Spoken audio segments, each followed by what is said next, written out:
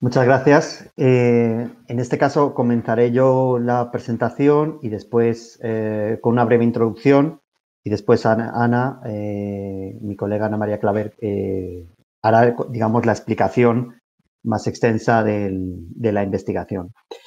Quería empezar con unas palabras de agradecimiento, como no podía ser de otra forma. Hago un agradecimiento especial a la Cátedra de Integración para el Desarrollo de Centroamérica, a la Facultad de Económicas y también a nuestros colegas en Oxfam en El Salvador, que bueno, siempre están colaborando con nosotros y nos sentimos muy, muy orgullosos de poder hacer cosas juntos.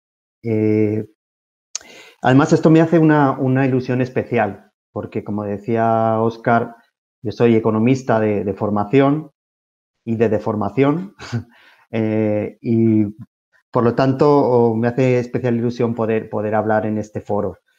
Además, hoy estoy como, digamos, miembro de una organización de la sociedad civil y desde ese plano hablaremos, pero sí que como economista quería decirles que esta ilusión es especial porque me parece valiente el enfoque que tiene la cátedra. Valiente por hablar sobre desigualdad, valiente por hacerlo desde una perspectiva, aun siendo de una facultad de económicas, con esa perspectiva multidimensional, para ir más allá del ingreso, más allá de la riqueza y mirar a otros aspectos de la vida, digamos. También porque es una mirada desde lo público y desde lo público con ese carácter innovador o en términos de Mariana Mazzucato del Estado emprendedor, demostrando que también desde lo público se pueden hacer cosas diferentes y con gran impacto social. Y por último, creo que valiente también por el hecho de levantar la mirada y querer analizar cuestiones regionales que van más allá de las fronteras de un país y que pueden afectar, en este caso, principalmente a la región centroamericana. Así que, bueno, un honor y un gran gusto poder estar aquí hoy. Y como les decía, comenzaré la presentación que les voy a compartir haciendo una pequeña introducción a ese marco que ya han hablado ustedes de análisis de la desigualdad, el marco multidimensional de la desigualdad, que así les presento la pantalla completa. Espero que lo estén viendo todos bien. Decía, en esta presentación yo me encargaré de los dos primeros puntos, donde haré una breve descripción de ese marco multidimensional de desigualdad. Después, un par de titulares sobre el proyecto de investigación que nos trae hoy aquí, ese análisis multidimensional de las desigualdades en Centroamérica y República Dominicana, que Ana Claver ya en el punto 3 explicará con más detalle, tanto todo el transcurso de la investigación como los retos que surgieron de ella. Sobre este marco, decirles, como ya han anticipado algunos colegas, que fue desarrollado por Oxfam, por la London School of Economics y por SOAS, que es la School of Oriental and Asian Studies de la Universidad de Londres. Esa alianza entre una organización de la sociedad civil y la academia, similar a la que nos trae hoy aquí también. Creo que es muy importante ese tipo de alianzas para conseguir mayor impacto en la lucha contra la desigualdad. Este marco está basado en el enfoque de capacidades de Amartya Sen, que es el mismo enfoque en el que está basado toda la concepción de desarrollo humano que el PNUD ha estado desarrollando en los diferentes informes globales de desarrollo humano y que nosotros quisimos tomar, pero también llevar un poco más allá y no solo hablar de pobreza y de desarrollo, sino hablar de desigualdad, ¿no? Y eso es un poco una de las grandes novedades que aporta este marco.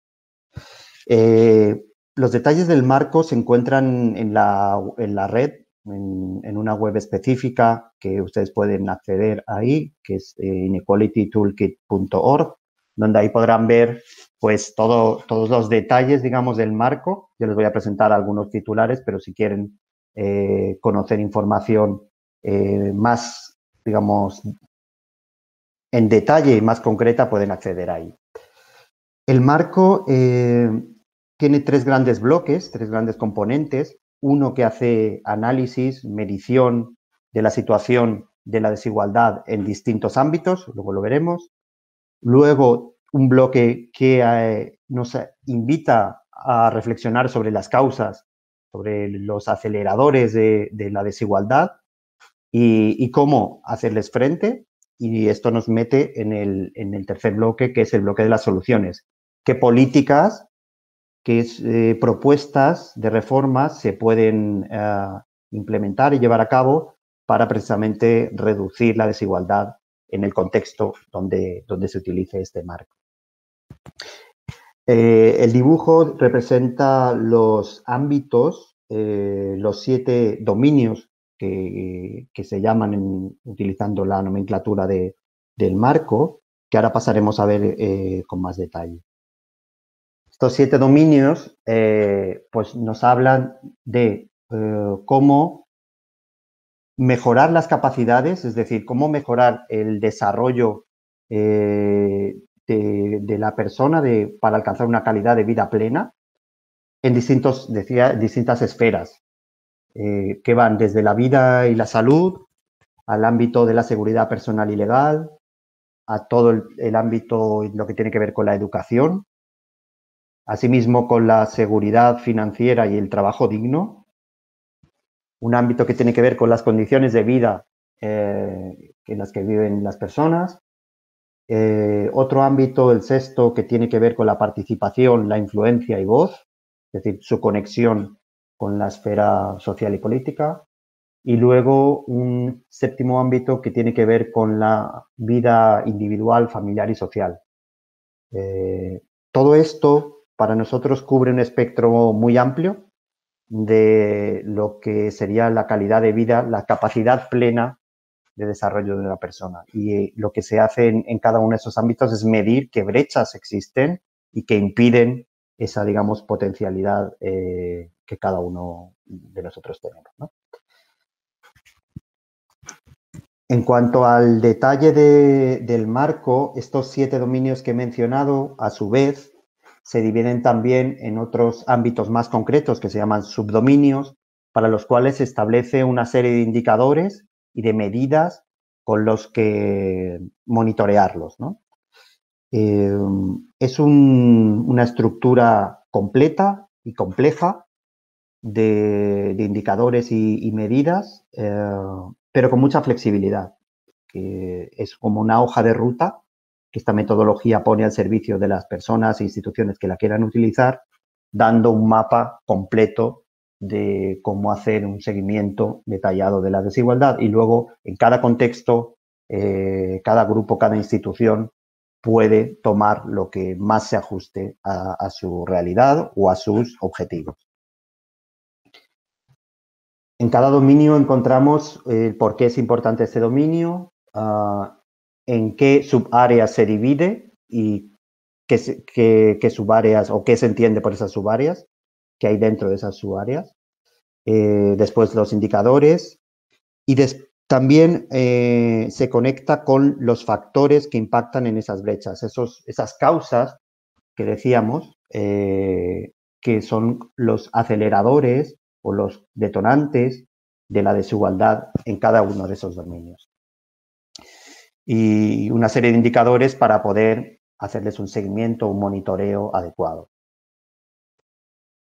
Para nosotros el marco tiene una serie de características que lo hacen especialmente relevante.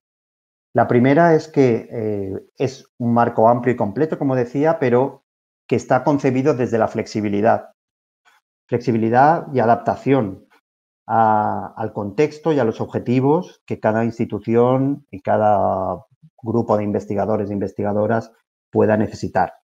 No se trata, por lo tanto, de una receta rígida, sino más bien de un menú en el que cada uno puede tomar aquello que más le interese.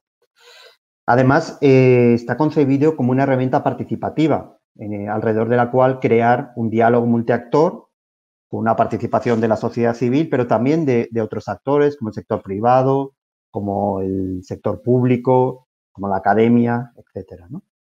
Y además, ese proceso y esa riqueza de actores ayuda a analizar y a visibilizar la relación que existen entre esos dominios que hemos descrito, entre esos 7 ámbitos de vida, para intentar romper los silos, romper los compartimentos estancos y ver cuáles son las interconexiones entre ellos y cómo afectan esas interconexiones a la situación de desigualdad. Pero hay algunas cosas que este marco no da. Entonces, hay algunas cosas, digamos, que no es este marco, ¿no? La primera imagen de la izquierda es la piedra Rosetta, que servía dicen, para descifrar todos los jeroglíficos egipcios, ¿no? Bueno, este marco no es una descripción, o sea, no es la solución, digamos, de todos los problemas que hay en el mundo, ni nos va a dar todas esas soluciones, ¿no? Entonces, hay que, bueno, pues generar investigación, información y análisis, pero también cuidando las expectativas, ¿no? Porque no es la solución de todos los problemas que hay en el mundo, ni siquiera de los de la desigualdad. Pero es un aporte y creemos que es un aporte rico y diferencial. Este marco tampoco estará escrito en piedra y a eso nos referíamos con esa imagen del centro. Como he comentado, es una herramienta que nace ya con esa perspectiva de adaptación y flexibilidad. Por lo tanto, no es una receta única y no es un instrumento rígido, al revés. Su riqueza precisamente está en esa ductibilidad, en esa capacidad de adaptación. Y tampoco, y por eso la imagen de la derecha, es una solución mágica, donde uno aplica la metodología y de repente encuentra todas las soluciones para la desigualdad en un país concreto. Pero creemos que aporta, creemos que tanto la metodología como el proceso que se genera alrededor del uso de la metodología son relevantes para establecer una agenda de lucha contra la desigualdad, ¿no? Y así se ha hecho en diferentes lugares. Se han hecho, la aplicación de esta metodología se ha llevado a cabo en países concretos como, bueno, Guatemala, por ejemplo, en la misma región de Centroamérica. En El Salvador también hay un proceso en marcha utilizando esta metodología. Se hizo en España también, tanto en el nivel, digamos, nacional como en departamentos, en regiones del país. Y también se hizo, y lo que nos trae hoy es ese análisis regional, que se hizo tanto para Centroamérica, incluyendo también República Dominicana, como para África del Oeste. Y también creemos que un aporte de ver la desigualdad como un fenómeno que va más allá de las fronteras nacionales y que tiene, por lo tanto, implicaciones a nivel regional también, ¿no? Esto nos llevó a crear un proyecto bajo la facilidad de la Unión Europea para el estudio de las desigualdades. Un proyecto que promovimos desde la ONG Oxfam, pero que contaba con el apoyo también de la Agencia Francesa de Desarrollo, que gestiona esa facilidad, esa línea de financiamiento, y también con el apoyo de la Agencia Española de Cooperación. Fuimos la única ONG, organización de la sociedad civil, participante en esa facilidad, porque el resto eran instituciones académicas, pero para nosotros fue interesante y creo que para la institución de la Unión Europea también, el compaginar, de alguna manera combinar una propuesta de investigación con un objetivo de acción después, ¿no? Porque no solo era investigar, sino también extraer de ahí una agenda para la reforma política, para la propuesta, para la reducción de la desigualdad, para la acción, al fin y al cabo, ¿no? Y este proyecto pues se desarrolló en dos subregiones, en Centroamérica, incluyendo República Dominicana, y África del Oeste, como comentaba anteriormente. Y lo que buscaba básicamente era testar este marco multidimensional de desigualdad que he estado explicando brevemente en un nivel que excediese las fronteras nacionales y que fuese un nivel regional o subregional, para ver también qué conexiones había entre la situación de desigualdad entre varios países y cómo se podían articular respuestas más allá del ámbito nacional. Por ser muy estricto con el tiempo, con esto pasaríamos a la descripción más detallada de la investigación que va a llevar a cabo mi colega Ana Claver. Y yo seguiré pasando la presentación. Ana, si te parece, cuando quieras, pues avanzar con la investigación. Gracias. Muchas gracias, Carlos. Bueno, muy buenos días a todos y muchas gracias a todos por la oportunidad de estar aquí, de poder compartir este momento de creación. Suscribo, no puedo sino suscribir completamente las palabras de mi compañero Carlos al inicio y felicitaciones por este trabajo futuro y por esta cátedra. Centrándonos en concreto en esta investigación que giraba en torno al análisis multidimensional de la desigualdad en Centroamérica y República Dominicana, cuyas autoras principales, es lo primero que quiero mencionar, son las investigadoras Débora Itriago, consultora internacional, economista, que lamentablemente no podía estar hoy con nosotros, y Flora Cabranes, como coautora de algunos capítulos. Carlos, como decías, me vas a ayudar a pasar las diapositivas. Te agradezco si por favor pasamos a la primera. Me parecía que era importante, aunque tenemos poquito tiempo, se me olvidó decirles, les pido disculpas por adelantado si yo hablo muy rápido. Les pido por favor que me hagan un gesto y ustedes me pausan, ¿sí? Lo primero es cuál es el objeto de estudio. Como Carlos ya decía, esta investigación tenía una finalidad muy de testar, muy de pilotar, de poner en práctica, de probar el marco multidimensional de desigualdad en un ámbito subregional, más allá de lo nacional, y pretendía responder a 3 preguntas que, como Carlos ya ha explicado, constituyen la propia estructura de esta herramienta. ¿Cuáles son las desigualdades más críticas en Centroamérica y República Dominicana en este momento? ¿Cuáles son las principales causas o factores desencadenantes de esas desigualdades y qué posibles soluciones a nivel subregional se podían articular? Soluciones en términos de política pública y dirigidas principalmente, en este caso, al SICA como institución subregional, al Sistema para la Integración Centroamericana, pero que bien podría extenderse, obviamente, a otras instituciones y bueno, diferentes contribuciones. El ámbito geográfico del estudio contempla 5 países: El Salvador, Guatemala, Nicaragua, Honduras y República Dominicana, como invitada un poco especial.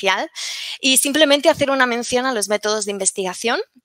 Es importante destacar que debido tanto a la concepción en sí de la investigación como a los tiempos y recursos disponibles, esta investigación se basó toda en fuentes secundarias, en datos estadísticos secundarios, complementada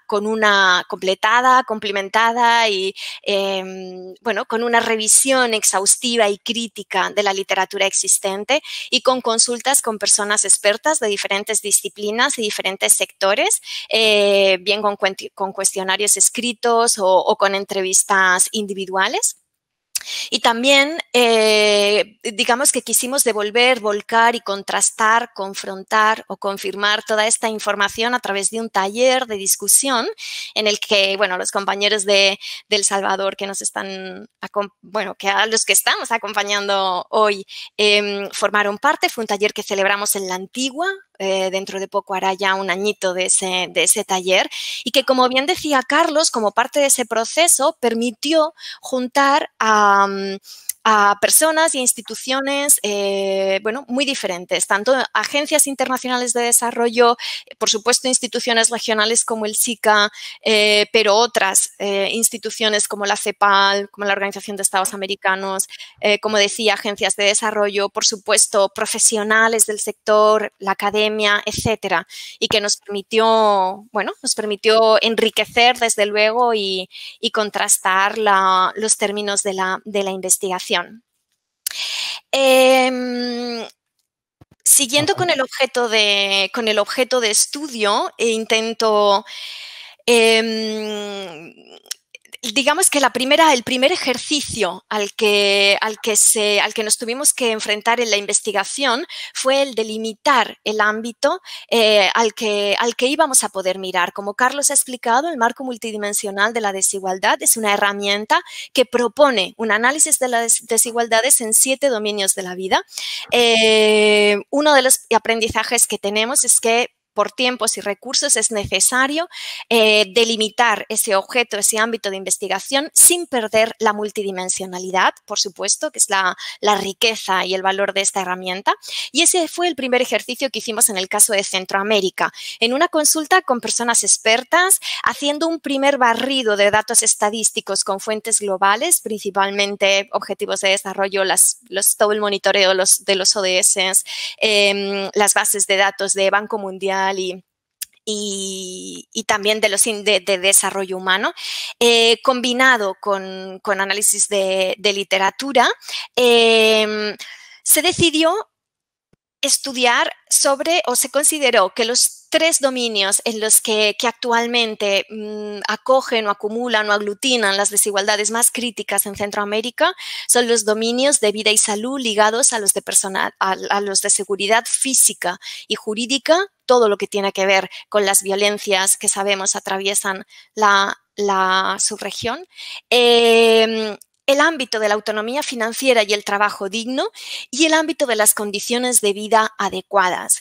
Quedaba en una doble dimensión todo lo relativo a la educación y aprendizaje, que ni mucho menos significa que no sea prioritario, creo que todos lo sabemos, y que además tiene esa doble condición quizá de ser causa y efecto o consecuencia de desigualdades, pero sí es cierto también que desde un punto de vista de la investigación, desde un punto de vista metodológico, todas las consecuencias de desigualdad en cuanto a educación quizá están más estudiadas que otros aspectos que se habían explorado menos o que emergían de forma muy clara y que entonces se decidieron abordar. Y por último, hubo 2 dimensiones que quedaron de alguna manera ocultas, como dice en la diapositiva, o perdidas, que fueron los dominios de participación política, influencia y voz, y de vida personal, familiar y social. Bien por falta de datos, esta es una herramienta, como mi compañero Carlos ya mencionaba, muy basada en indicadores y en indicadores cuantitativos, por lo tanto, las dificultades con los datos son sin duda un reto y una dificultad a la hora de determinar el objeto de estudio, y no podemos dejar que solo eso determine nuestra mirada, nuestro objeto de estudio, pero bueno, en este caso, bien fuera por falta de datos o falta de datos con calidad, periodicidad, actualizados, etcétera, bien fuera porque no se consideraba al mismo nivel de preocupación o de relevancia que los otros dominios, estos quedaron bueno, más al margen de la investigación. Si leen el informe, cosa que les invito a hacer, verán que hay observaciones sobre, evidentemente, ¿no?, como la educación, por ejemplo, se ve transida por diferentes desigualdades, pero no se estudiaba tan en profundidad. ¿Cuáles son, por tanto, los resultados de la investigación? ¿Qué nos muestra? Si miramos los diferentes dominios analizados, observamos que emergen ciertas características o ciertas condiciones a lo largo de, si no de todos ellos, de muchos de ellos, que hacen que ciertas personas, ciertos colectivos de personas o ciertos territorios tengan más posibilidades de vivir en una situación de vulnerabilidad o de exclusión, en definitiva, en una posición más baja de la escala social, si lo queremos llamar así, que otros grupos de personas y que otras personas con otras características. Esas características que el marco multidimensional de desigualdad identifica a través de variables de desagregación de cada una de esas medidas que Carlos nos decía, que contienen los diferentes dominios, son estas 5 que ven en la diapositiva. Los principales colectivos, aunque no por igual, obviamente, en todos los dominios de la vida, o las principales desigualdades horizontales, verticales, como no, y también espaciales o territoriales identificadas, apuntan en primer lugar a un sesgo en contra de las zonas rurales. Es decir, hay una división urbano-rural con un sesgo en contra de las zonas rurales evidente en todos los dominios analizados, excepto en el caso de las violencias y, bueno, en según qué violencias habría que ver, ¿no? Y de seguridad personal. Pero vivir en las zonas rurales afecta negativamente o reduce las opciones de trabajo digno. En las zonas rurales a nivel centroamericano hay muchísima más informalidad que en las zonas urbanas. Es más difícil acceder a una educación de calidad. Se reduce el número de años de educación que las personas completan y también son peores las condiciones de vida. Hay un menor acceso de menor calidad a agua limpia, también a saneamiento básico, y hay un peor acceso, por ejemplo, a la recogida pública de basuras. Solo por poner un ejemplo, las posibilidades de no terminar la educación primaria viviendo en una zona rural son directamente el doble que las que existen si uno vive o una vive en una zona urbana. La segunda característica, por llamarlo de alguna manera, o ese segundo rasgo o variable de desagregación claro que emerge y que ya destacaban Iván y otros compañeros en esta presentación, son las desigualdades de género. Es que se siguen siendo críticas en la región, pese a algunos avances, como puede haber sobre todo en el ámbito educativo. Lógicamente son alarmantes los sesgos obviamente en las violencias específicas contra las mujeres, pero también especialmente en el ámbito del trabajo digno y de la autonomía financiera.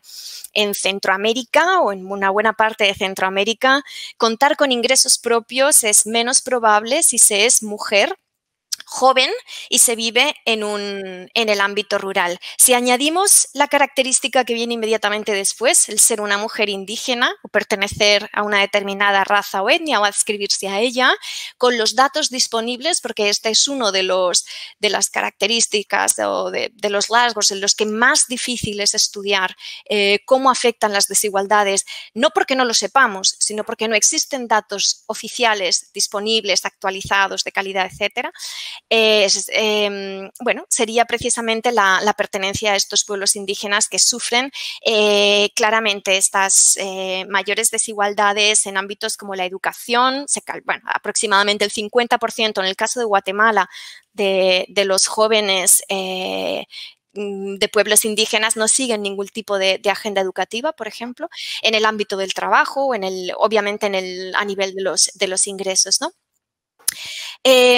Todas estas características por supuesto, no impiden o no significan que el nivel de ingresos no siga siendo absolutamente determinante para el desarrollo de las capacidades de las personas y se ven efectos claramente entre el nivel de ingresos y el ámbito educativo, quién puede o no acceder, hasta qué niveles de educación, ¿no? De educación universitaria, educación superior, o por supuesto también en las condiciones de vida, ¿no? Déficits en la calidad de la vivienda, etcétera. Y finalmente, si atendemos a las diferencias por edad, una de las desigualdades o de las brechas que surgían con mayor claridad también en Centroamérica eran los sesgos, por decirlo de alguna manera, en contra de los jóvenes, especialmente en el ámbito de las violencias homicidas, por un lado, esta vez sesgo en contra de los hombres, y en el ámbito del trabajo digno, de nuevo, aunque con más peso de las mujeres sobre los hombres en los indicadores, pero con una bueno, pues con una alarma o con una alerta importante para que estos jóvenes, las personas jóvenes no se nos vayan, no se nos queden atrás, sino que puedan estar incorporadas en el cambio y en el sistema que queremos promover. El dibujito que tienen a su izquierda tiene la intención de explicar que, en definitiva, todas las desigualdades, o sea, que la desigualdad no es unívoca, no tiene una sola cara, no es unidireccional. O sea, son múltiples las desigualdades o los ejes de desigualdad que existen y cómo se combinan el vivir en una zona rural con el ser mujer u hombre, con el tener unos bajos ingresos, por ejemplo, en el caso del ámbito el ser mujer y vivir en una zona rural pues me hace tener más posibilidades de trabajar en la economía informal, por supuesto de tener una carga de trabajo no remunerado también muy, muy alta, situaciones o circunstancias que se pueden ver agravadas, como decía, por esos otros componentes de etnia, raza, etcétera. En definitiva, que la desigualdad o las desigualdades, mejor dicho, se cruzan y se relacionan unas con otras, son complejas y funcionan como una espiral, ¿no? que agravan o que terminan agravando la situación de las personas. Ante esa diversidad de resultados y de desigualdades y de brechas, la investigación se planteaba cuáles son los principales factores desencadenantes de estas desigualdades y cuáles pueden ser, ¿no?, posibles vías o pistas para reducir la desigualdad. Sabemos que es una pregunta ambiciosa y, de hecho, uno de los principales retos de la investigación, aunque abordó muchos, fue precisamente con un ámbito en cuanto a scope, me refiero de ámbito objeto de estudio, tan amplio, identificar solamente algunas causas, aquellas más estructurales, más de raíz, que decía Iván al inicio más profundas, ¿no?, que puedan explicar al menos varias de las desigualdades identificadas.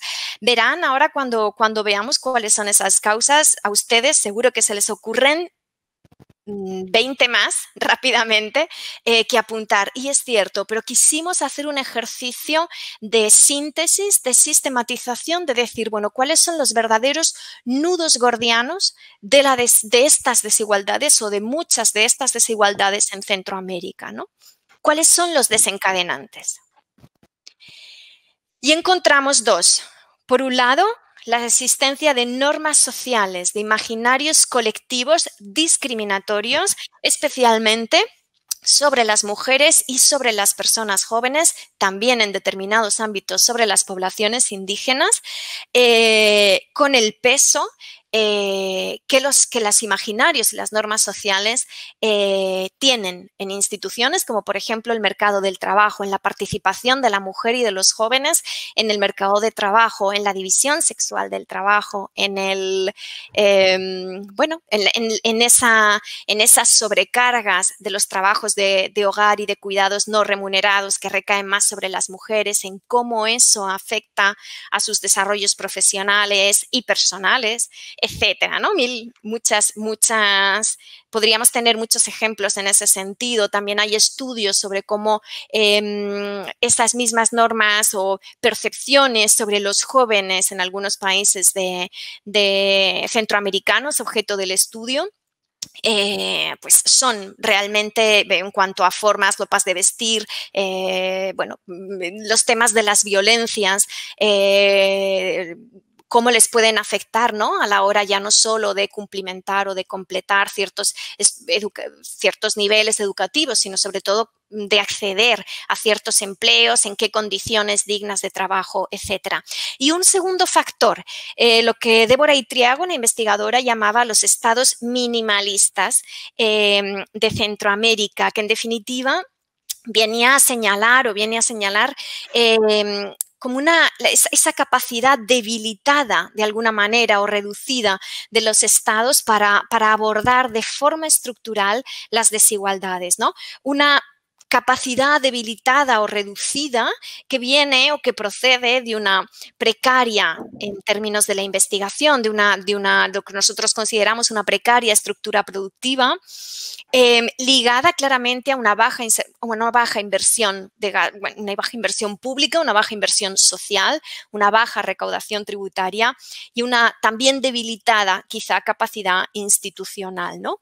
Todo ese círculo puede explicar, o creíamos que puede explicar, buena parte del diagnóstico, de la foto de desigualdades que nos salía en la investigación. Y un último reto, una última pregunta era, y frente a esos factores, frente a esas causas desencadenantes de la desigualdad, ¿qué podemos hacer?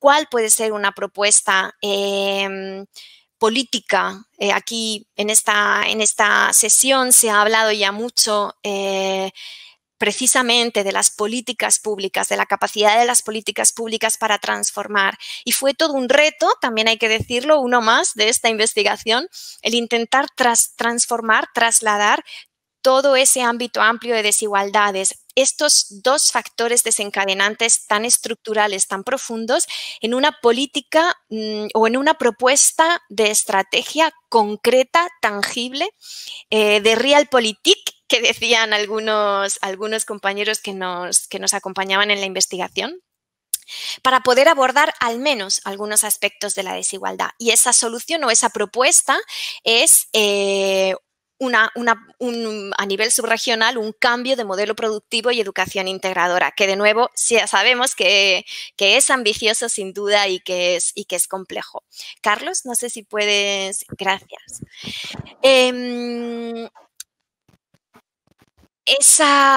Y ya termino, ya estoy terminando, a ver si en 2-3 minutitos logro terminar. Como decía, esta estrategia pensada en clave subregional, pero que desde luego exige y requiere la contribución de múltiples actores y a múltiples niveles, también los nacionales, también los estatales, se compone de cuatro componentes clave, que son los que pueden ver en la diapositiva. En primer lugar, fomentar ecosistemas o núcleos productivos para el cierre de brechas en los mercados laborales, que es una de las desigualdades principales en el mercado de trabajo, un mercado de trabajo dualista, sin condiciones de trabajo dignas, etcétera. Es una de las principales desigualdades que emergía en la investigación.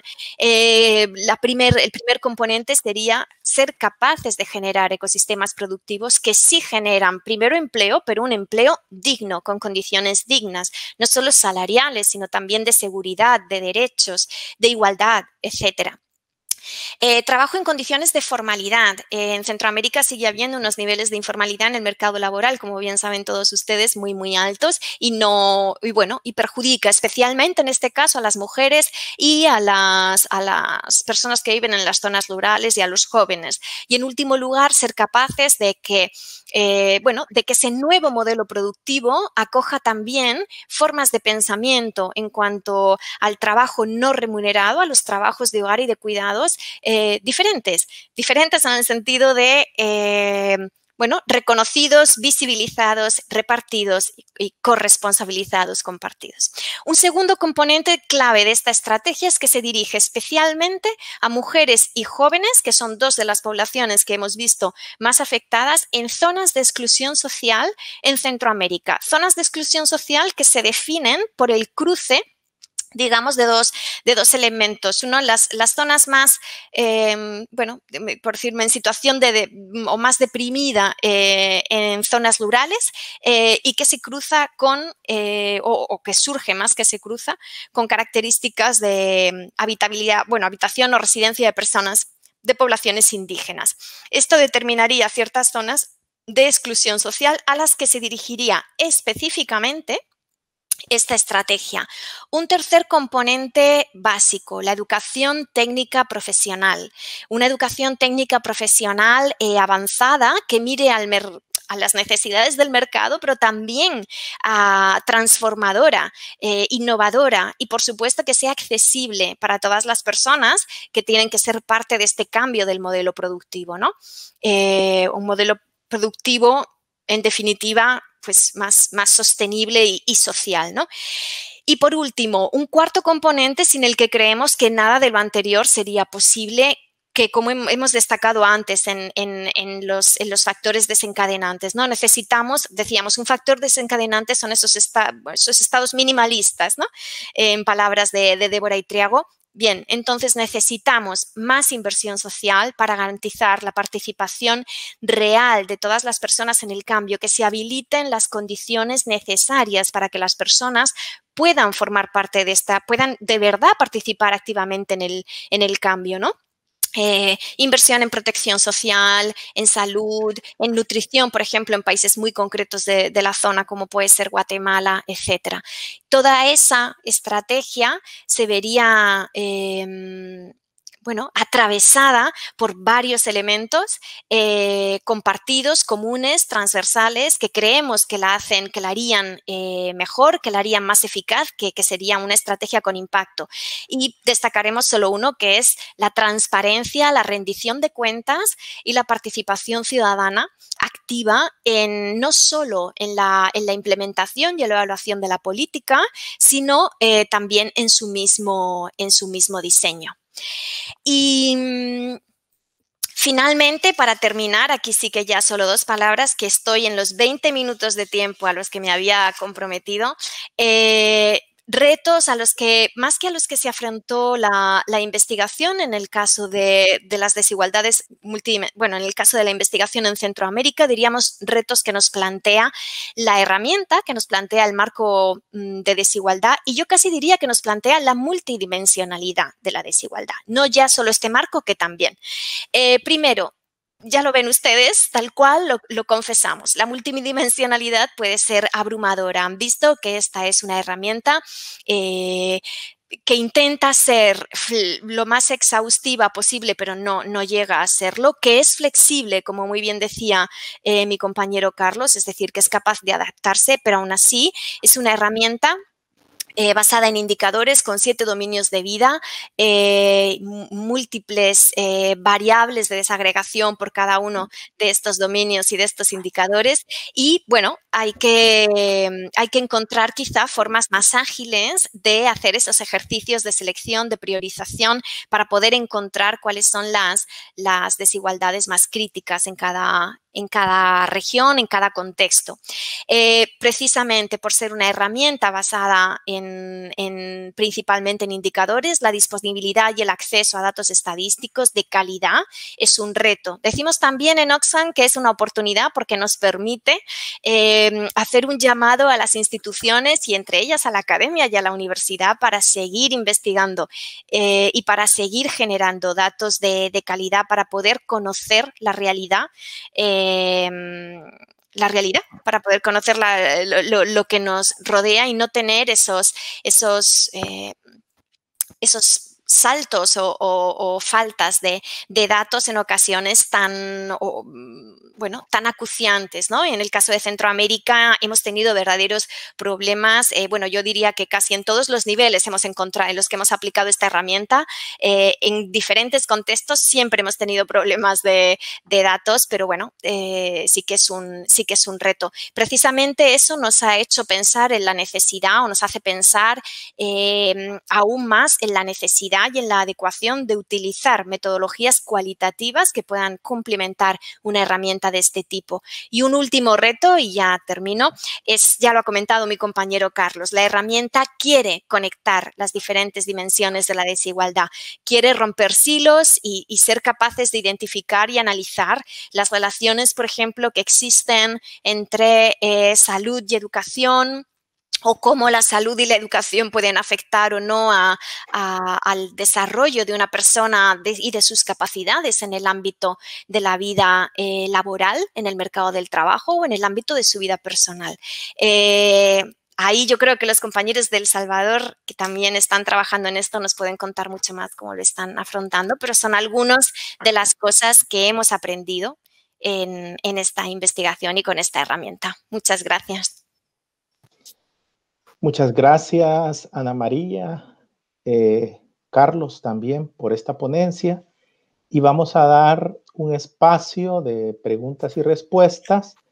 La moderación va a estar a cargo del maestro Roberto Mena, coordinador de la maestría en Economía para el Desarrollo. Solicitamos a todos los miembros de la comunidad universitaria y público en general que nos ven por Facebook Live que escriban sus preguntas y este tipo de preguntas van a ser retomadas por los ponentes.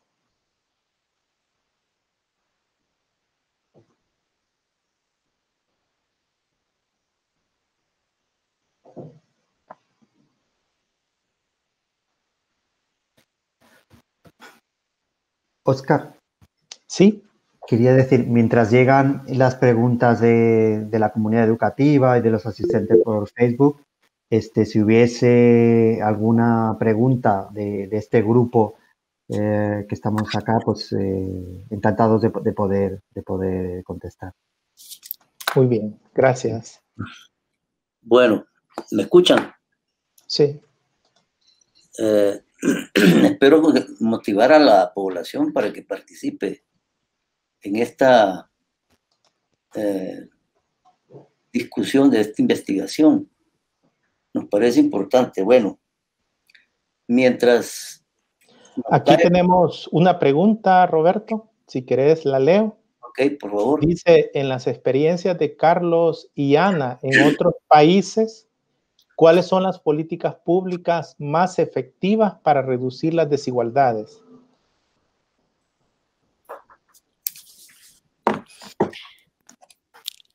Carlos, ¿quién va? Ahí voy. Dicen, con amigos como estos, ¿quién necesita enemigos? No, a ver, es una pregunta muy pertinente. Yo diría que no hay una sola política, tiene que ser un conjunto de políticas y sobre todo no solo las políticas, sino cómo estas políticas se diseñan y se llevan a cabo, ¿no? Estábamos diciendo que las desigualdades verticales, es decir, todas las que tienen que ver con el ingreso, la riqueza, son las que de alguna manera más se han venido estudiando, pero esta herramienta y otras también apuesta por mirar y analizar las desigualdades horizontales, las que tienen que ver con la pertenencia a distintos grupos o colectivos, ¿no? Entonces, ¿qué quiero decir con esto? Que no solo es cuánto uno gasta en la salud, sino cómo está diseñada esa política de salud para que también atienda esas desigualdades horizontales, para que también atienda los territorios, para que también atienda las discriminaciones que pueda haber por razón de sexo, de género, de orientación sexual, de pertenencia étnica, ¿no? Entonces, si tuviese que nombrar como un grupo, ¿no? Desde luego, educación y salud son los grandes bloques, pero ya digo, no solo importa ahí el gasto, lo que uno gasta en educación y salud, que es importante, pero también hay que ver dónde y cómo se gasta, ¿no? Y la protección social yo creo que es otro de los elementos fundamentales. Y estamos viendo en la región de América Latina que ya hay un impulso con todo el tema de la pandemia y las consecuencias económicas y sociales de la pandemia. Una nueva ola, digamos, de protección social que partiendo de las experiencias positivas de las transferencias monetarias condicionadas de la década pasada, ahora quiere ir un poco más allá y quiere ir hacia la universalización y quiere ir hacia políticas de protección social más modernas y universales. Desde luego, el ámbito del trabajo, del mercado de trabajo, si quieren llamarlo así, o del empleo, también es importante. Y trabajo entendiéndolo como el empleo, pero también toda esta parte de cuidados que se ha mencionado antes. Y luego está la otra cara de la moneda, cómo se paga todo esto, ¿no? Recientemente también Oxfam lanzó un informe de quién paga la cuenta, donde se lanzaban propuestas de recaudación fiscal, de recaudación tributaria para poder hacer frente a las necesidades de la reconstrucción que va a llevar la crisis económica que nos ha venido por la pandemia. Entonces, también es importante cómo se pagan esas políticas públicas, porque el ingreso y cómo se recauda ese ingreso también afecta a la desigualdad, ¿no? Entonces, eso sería como un mix, un conjunto de políticas que creemos que ayudarían a la reducción de la desigualdad. Y en este caso, creemos que algunas de estas políticas tienen un componente nacional importante, pero también hay un componente regional que debería explorarse, ¿no?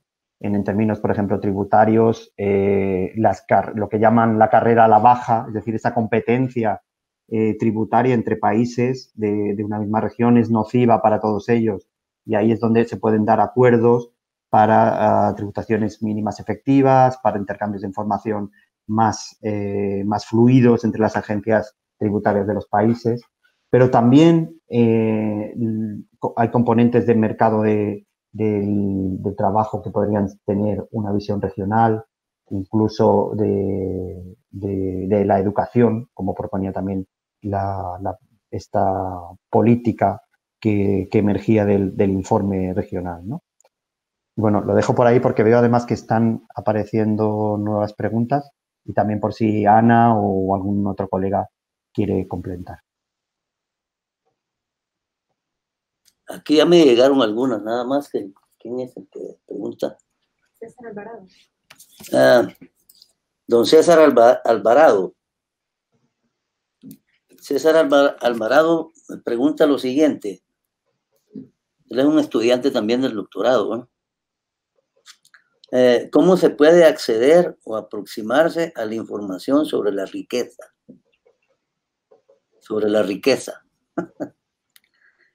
¿Qué nivel de desigualdad es tolerable según la metodología?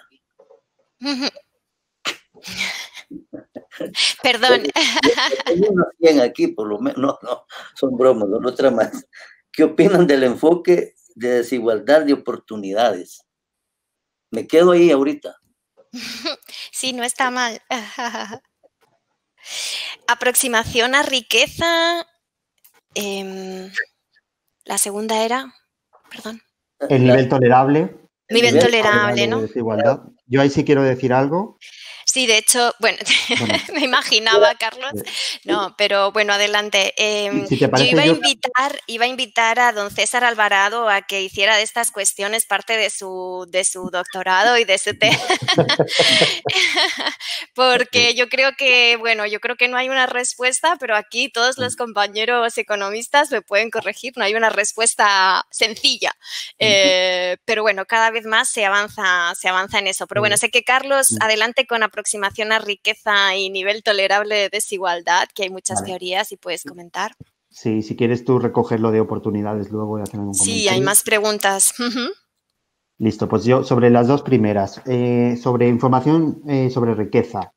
Hay algunas fuentes de bancos y de organizaciones que hacen estadísticas sobre riqueza.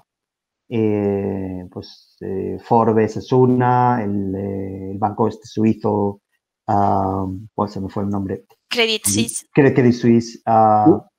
Y también WealthX recogen informaciones sobre riqueza. En algunos casos no son accesibles a todo el mundo, algunas son de pago, digamos, pero sí que muchas veces ellos lanzan listados y Forbes, por ejemplo, lo hace habitualmente, sobre las personas más ricas del mundo o de una región específica, etc. Oxfam utiliza muchas de esas fuentes para hacer análisis también de riqueza y de cómo que suele crecer esta riqueza y las brechas de riqueza. Porque los estudios nos dicen que, de hecho, la desigualdad de riqueza es más alta que la desigualdad de ingreso, incluso, ¿no? Entonces, ahí es donde las brechas son más grandes. Todo y que la posibilidad de captar la información es muchísimo más compleja, porque en muchas ocasiones nos encontramos con, bueno, pues toda la parte de evasión y de elusión fiscal, de, digamos, falta de transparencia, opacidad en algunos países y donde, pues, algunas personas e instituciones, empresas, trasladan sus activos y, por lo tanto, es difícilmente medible, pero aún así hay formas de hacerlo, ¿no? Y lo que viene Oxfam midiendo todos los años y lanzando en un informe alrededor de enero, alrededor de la cumbre de Davos, siempre tiene que ver con esta riqueza y de cómo, pues, desgraciadamente en el mundo, pues está creciendo esa brecha entre los que más tienen en términos de riqueza y los que menos. Esto en cuanto a la riqueza. En cuanto al nivel tolerable, pues depende de cada uno, iba a decir, pero aún así, aún así creo que es una cuestión, por un lado, política, bueno, qué sociedad o cada una de las sociedades cuánta desigualdad quiere tolerar.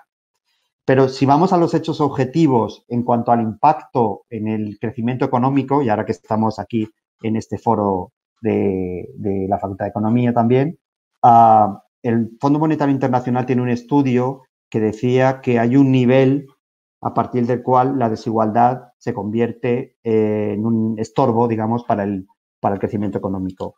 Ellos lo situaban en términos del índice de Gini, que es ese índice que mide la desigualdad de ingreso en una sociedad y que va desde el 0 en una sociedad que sería idealmente igual al 1, donde sería una sociedad totalmente desigual y que una persona tendría todo el ingreso, pues del 0 al 1, ellos dicen que el 0,27 sería el nivel, digamos, tolerable de desigualdad. Esto para saber un poco si esto está bien o está mal, es poco o es mucho, si nosotros nos vamos al índice de Gini mundial, pues apenas media docena de países están por debajo de ese índice de Gini. En América Latina ninguno. Entonces, digamos, en América Latina estamos muy por encima del nivel tolerable de desigualdad, ¿no? Si atendemos a esa desigualdad de ingreso y de su efecto en el crecimiento económico. Pero además, si nosotros tenemos una visión más amplia, multidimensional y de justicia social, pues probablemente nuestro nivel de tolerancia sería incluso más bajo, ¿no? Entonces, por eso digo que también tiene que ver con las decisiones políticas que cada sociedad se da sobre qué nivel de desigualdad quiere tolerar. Y última cuestión ahí, por lanzar otro elemento también, para nosotros la desigualdad, aparte de este componente de freno o de motor del crecimiento económico, tiene una cuestión, o sea, tiene implicaciones en todos estos ámbitos que estamos viendo, multidimensional, pero además también una implicación política fuerte, ¿no? En Oxfam hacemos una lectura de la captura política o captura del Estado, que es para nosotros cuando hay una desigualdad estructural, enquistada, permanente en una sociedad, hace que determinados grupos que están en esas élites y lo van a estar, y los vienen estando y lo van a estar, al final, digamos, influyen en las políticas públicas en su propio beneficio, su propio interés, de una manera muy decidida, impidiendo que esas políticas lleguen a la mayoría de las personas, ¿no? Entonces, no solo es importante ese nivel de desigualdad, sino que la permanencia de la desigualdad también, digamos, contribuye a que ésta permanezca y puede deteriorar incluso el propio sistema democrático. Lo dejo por ahí, Ana, si quieres decir algo de oportunidades y esto, que era otra de las preguntas que venía. Bueno, sí, muy rápidamente, y no sé, Carlos, me ayudas y complementas. Creo que la pregunta era qué pensábamos, ¿no? ¿Cómo leíamos el enfoque de desigualdad de oportunidades, ¿no? Entonces yo, bueno, básicamente diría que ese enfoque de desigualdad de oportunidades, de alguna manera, y al venir del Programa de Naciones Unidas para el Desarrollo, son casi enfoques hermanos con los que propone el marco multidimensional de desigualdad. Creo que al final se utilizan conceptos, terminologías o corrientes teóricas un poquito diferentes. El PNUD suele hablar mucho de este binomio, ¿no? De desigualdad de oportunidades y de resultados. Digamos que el marco integra este concepto también de desigualdad de oportunidades como desigualdad en las capacidades humanas, y hay indicadores o medidas dentro de los diferentes dominios, unos que pueden apuntar más a esa desigualdad de oportunidades, otros que apuntan más a desigualdad de resultados y otros, incluso que van un poquito más allá. Entonces yo diría que, bueno, de hecho, o sea, al final la base teórica, por decirlo de una manera, diría que son hermanas y casi enlazaría, no sé, con una pregunta que también aparece en el chat, no sé, maestro Mena, si, bueno, no está tan directamente relacionada, pero sí que compara los marcos de pobreza multidimensional y de desigualdad. Entonces, no sé si... O vamos a otra pregunta. Vamos a otras preguntas. Porque aquí Gilma Lizama, que también es estudiante del programa, dice que de acuerdo a la experiencia en investigaciones previas, se recomendó alguna política orientada a redefinir la política fiscal, principalmente en el área de los impuestos. ¿Qué propuestas específicas se hicieron? ¿Está clara la pregunta o la repito? Muy clara. Okay. Muy clara. Muy clara. Sí. Carlos, adelante. Perdón. Kevin, que creo que también es estudiante del programa, dice la participación activa de la ciudadanía es una variable clave para reducir la desigualdad en el ámbito multidimensional, acompañado de la transparencia en el sector público. En ese sentido, ¿cuáles son los mecanismos más viables para fomentar esta participación de la población en términos de la formulación de políticas públicas? Por el momento solamente esas tenemos. Perfecto. Si quieres, Ana, yo agarro la fiscal tributaria y impuestos progresivos.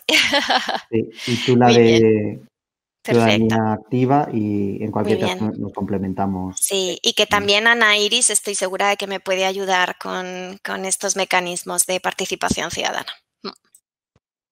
Perfecto. Sobre la parte fiscal tributaria, sí, para la agenda de Oxfam, ese es un elemento fundamental en la región de América Latina, pero en términos globales. Oxfam está en diferentes foros intentando una reforma más progresiva del sistema tributario internacional, pero también en los países en los que trabaja Oxfam está abogando por reformas tributarias más progresivas, ¿no? Entonces es un elemento casi definitorio del trabajo de Oxfam. Y respecto a la desigualdad y desigualdad multidimensional, Ana lo mencionó un poco también en la presentación, que para nosotros esos estados minimalistas pues tienen, digamos, varias características y una es precisamente eso, la insuficiencia de recursos para llevar a cabo políticas de reducción de la desigualdad. Entonces, sí que para nosotros hay una agenda clarísima de mejora de los recursos públicos, pero mejora también desde un punto de vista progresivo, ¿no? Y vuelvo también al informe que mencionábamos anteriormente de quién paga la cuenta, donde ahí vienen propuestas de incremento de la tributación, por ejemplo, a la riqueza, al patrimonio, también elevaciones, digamos, temporales de algunos impuestos. Hay otro ámbito que Oxfam estudia mucho también, que es el tema de los incentivos y hacer realmente estudios costo-beneficio de los incentivos tributarios para saber y mantener solo aquellos que realmente estén aportando en términos netos a la sociedad, porque en muchas ocasiones se conceden esos incentivos tributarios a empresas o personas sin pensar un poco cuál es la contribución tanto de generación de riqueza como de empleo de estas personas o instituciones que lo reciben, y muchas veces son contraproducentes, ¿no? Entonces, también un análisis detallado, exhaustivo de los incentivos tributarios para nosotros es muy, muy relevante.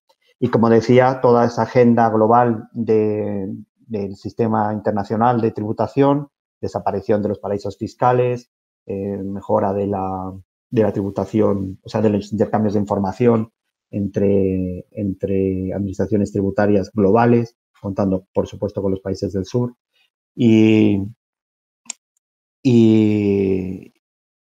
también una mejora de la información en cuanto a pues las empresas offshore y la planificación fiscal agresiva que se da en muchas empresas multinacionales y estamos viendo también en muchas de las digitales, ¿no? Entonces, también aumentar la imposición para las empresas digitales forma parte de la agenda, ¿no? Lo dejo por ahí.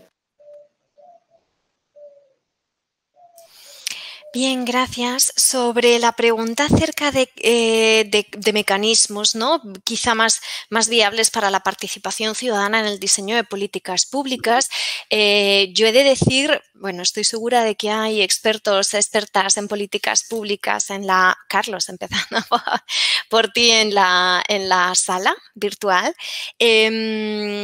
He de decir que la investigación no llegó a concretar a este nivel, no llegó a concretar cada uno de los componentes o de los mecanismos en los que esto se podría producir, pero sí que se veía que era importante y de hecho están muchos más desarrollados los mecanismos de participación ciudadana en las fases de implementación y de evaluación que en las de diseño.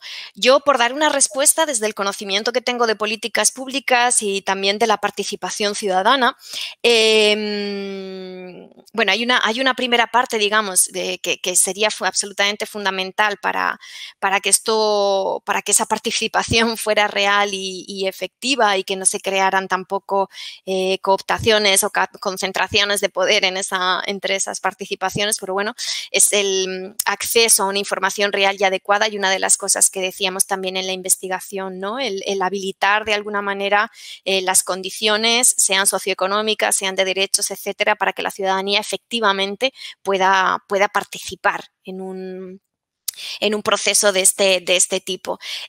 A mí se me ocurren dos mecanismos, estoy segura de que habrá muchos más concretos, pues simplemente el diseñar un proceso de política pública con consultas a actores diversos de la sociedad civil, desde la academia a las organizaciones sociales, por supuesto, a los movimientos de base, por supuesto, sindicatos, sector privado, etcétera. Es decir, siempre y cuando, según la política de que se trate, pues aquellos colectivos o grupos más afectados, etcétera, ¿no? O sea, consultas quizá más puntuales, pero intentando, digamos, un tipo de participación inclusiva, ¿no? Que pudiera acoger a todas las voces. Y luego pensando en otro mecanismo más fino, por decirlo de una manera, más de quizá que apunta a una participación o tipos de democracia más deliberativa que podrían ser